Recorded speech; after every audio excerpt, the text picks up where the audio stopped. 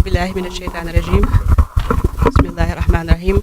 Greetings to everyone, distinguished professors, members of the organizing committee. It's such an honor to be here today. It's a great opportunity for us to be participating at this conference today. And I'll be speaking on behalf of Sri Mamour Mbake here. Now, I'm not necessarily going to be translating his message word for word. I'll be, however, transmitting the message on the overall message on his behalf. But first, I'd like to introduce myself. My name is Ramatullah Mbake. I'm not a doctor yet. I'll be getting there. I'm currently an engineer working at a private company in the US, as well as a PhD student at the University of Charlotte in North Carolina.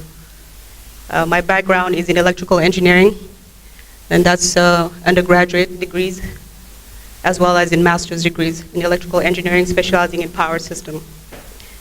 So, again, I'm extremely humbled to be here today and to be speaking on behalf of Sri Mamour, president of the University of Sheikh Ahmed Bamba. Now, to go back a little bit on the history of the university started as a continuation of an already existing system that was created back in 1974 by Sheikh Muhammad Murtada, the son of Sheikh Ahmed Bamba. That was pretty much, he wanted to create something new, a little bit shying away from the school that already existed, which is the traditional schools of the Quran. So he wanted the students to have the opportunity not only to learn the Quran, to learn Islam in general, the hadith of the Prophet Muhammad sallallahu alaihi wasallam, but also to be able to get opportunities to learn about different subjects and different topics and get involved with that. So as of 2018, we have over 400 schools. These schools range from primary education all the way to high school. And religious studies is emphasized on there, but at the same time, they also learn different topics. And once they graduate high school, that's where the challenge began. Because the students did not necessarily have, the choice of the students were very limited once they graduate high school because of the focus in religion. So he wanted to give them the opportunity not only to learn about religion, but also to branch out and learn different topics like in math, in engineering, or other different topics. And so the instruction language, of course, is Arabic, but there's also a different language that they study in there, like French and English as well. So once they graduate, again, you know, with the challenge that they have very limited options. Like they travel around the world, but they're very limited as to what they can do, as to what they can study. So it was important to have something here local for the students to be able to stay here and have that background in religion, but at the same time branch out, like I said earlier. So the idea of the university was born. It was created by Sri Mamour Mbake here, his president, and that was back in 2006, as he said earlier. And it's already been recognized by different institutions and different organizations like UNESCO, ISESCO as well, which is the Islamic Educational, Scientific, and Cultural Organization. And the university's already also been accredited by the Senegalese government as well. So the focus really is to allow for students to preserve the core values while maintaining also one's cultural identity, and at the same time be able to learn different areas of knowledge. So, because in Islam, you know, as we understand, there's a lot of different misconceptions and lot of misinterpretation of you know, Islam in general.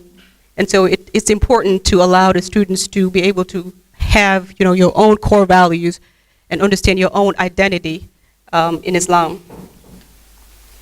So that concept is actually inspired by by Sheikh Ahmed Bamba, and that's why we have the name University of Sheikh Ahmed Bamba. As we know, for those of you who know, Sheikh Ahmed Bamba was known for his message of peace, his message of tolerance, and his message of forgiveness and pride in one's cultural identity. So he was pretty much he was tortured for about 30 years by the French colonists when they saw him gathering a lot of different people for his message and for his beliefs. And so what he taught us was to fight not your external enemies, but to fight your own internal enemies. And those were things like greed, things like violence, things like deceit or hatred. And so we wanted the students graduating from the university to be inspired by those values perpetrated by Sheikh Ahmed Bamba. And so higher education definitely influences somebody, one's behavior, as the theme of this conference here. And Sheikh Ahmed Bamba once say, فَكَسْرَةُ الْعِلْمِ بِخَيْرِ أَدَبِ جَالِبَةٌ إِلَى أَذَى فِي التَّعَبِ.